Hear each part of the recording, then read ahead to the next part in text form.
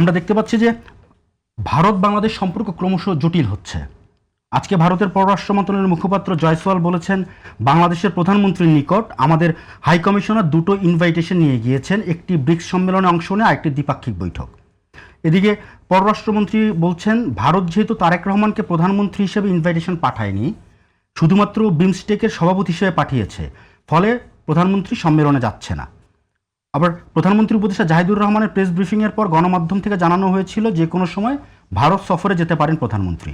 আপনাদের দুজনের কাছে আমার প্রশ্ন, ভারত বাংলাদেশের সম্পর্কে ডায়নামিক্স কোন দিকে আগাচ্ছে? প্রথমে যদি আব্দুল্লাহ মামুন আপনি কিছু বলতেন এই বিষয়ে। ধন্যবাদ আপনাকে।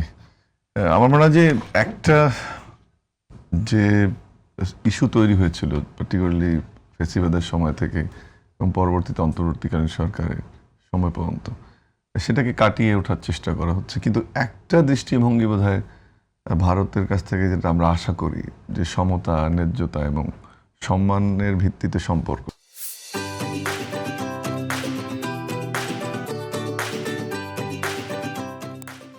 সেই জায়গাটাতেই আমরা ঘুরছি এবং ওই দৃষ্টিভঙ্গি থেকে সম্ভবত ভারতের দিক থেকে ভারত বের হতে পারছে না। আমার মনে হয় সমস্যাটা সব কিছুর মূলে এটা। যেমন আপনি ইনভাইটেশনের কথা বললেন, বিমস্টেক অনুষ্ঠিত হবে বাংলাদেশে নেক্সট, এবং সেখানে বিমস্টেকের চেয়ারম্যানকে ইনভাইট করা হলো, কিন্তু সেটা বাংলাদেশের প্রধানমন্ত্রী প্রথম সফরে যাবেন, সেটা এক ধরনের ডিসকমফোর্ট আমি মনে করি সরকারের মধ্যে ছিল। আবার এখন আজকে যেটা আমরা জানলাম যে আলাদা করে ইনভাইট করা হচ্ছে, যদিও আমি চিন্তা করছিলাম যে আগে না পরে হবে, কী হবে, স্পেসটা তৈরি হবে, আগে গেলে যিনি থাকবেন সেখানে অ্যাটেনশন কতটুকু পাওয়া যাবে, আবার শেষে হলে প্রধানমন্ত্রী কখন গিয়ে, আমাদের প্রধানমন্ত্রী কখন গিয়ে কখন ফিরবেন।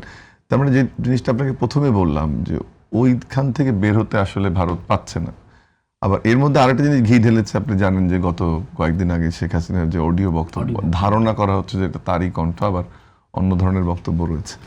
তো সেটা আবার এই যে প্রক্রিয়াটা শুরু হলো আমন্ত্রণের পরের ঘটনা, কিন্তু এটা সব কিছু মিলে দেখেন সদিচ্ছার জায়গাটা ভারতের দিক থেকে আসলে থাকতে হবে বেশি। এবং আওয়ামী লীগের চোখে বাংলাদেশকে না দেখে বা ওই লেন্সে বাংলাদেশকে না দেখে সাধারণ মানুষ বা সরকার তাদের সাথে কাজ করার যে মানসিকতা, সেটাও খুব গুরুত্বপূর্ণ। অনেক সময় বলা হচ্ছে ধারণা করা হয়, বাট এটা প্রমাণিত, কেউ কেউ বলছে ধারণা করা হয়, বাট এটা প্রমাণিত যে ভারত সরকারের মদতপুষ্ট আওয়ামী লীগ বিভিন্ন কায়দায় নির্বাচন করে টিকেছিল। এবং কয়েকটা উক্তি যদিও হয়তো আমি অন্যভাবে আনার চেষ্টা করছি, খুব পপুলার উক্তি, সেটা হলো হাজব্যান্ড ওয়াইফ, স্বামী স্ত্রী, বা যা দিয়েছি যা দিয়েছি সেটা মনে রাখতে হবে। কিন্তু যখন এই সরকার বলছে যে সবার আগে বাংলাদেশ, তার সাথে তো সরকারের জন্য সেটা সঠিক মেসেজ দেয় না।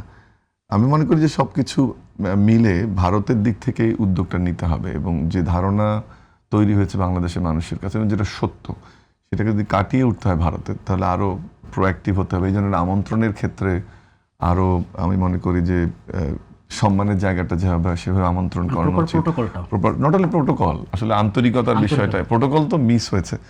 প্রোটোকল বলে ওটাকেও বলা যায় যে বিমস্টেকের চেয়ারম্যান হিসেবে আমন্ত্রণ জানিয়েছে, কিন্তু আন্তরিকতা যে বিষয়টা, সেটা গুরুত্বপূর্ণ। আরেকটা হচ্ছে যে ভারত এই সরকার ক্ষমতা গ্রহণের পরেই খুব ডেসপারেটলি আমাদের মনে হয় যে এক ধরনের আলোচনা হচ্ছিল যে আমাদের প্রধানমন্ত্রীকে সফরে নিতে চায়, বরফ গলাতে চায়, কিন্তু এবং একটা আশাবোধা তারা করেছিল যে আগের মতো যে দিল্লি যে কেবলা সেটা থাকবে, সেটা কিন্তু বাংলাদেশ একটা মেসেজ দিতে পেরেছে।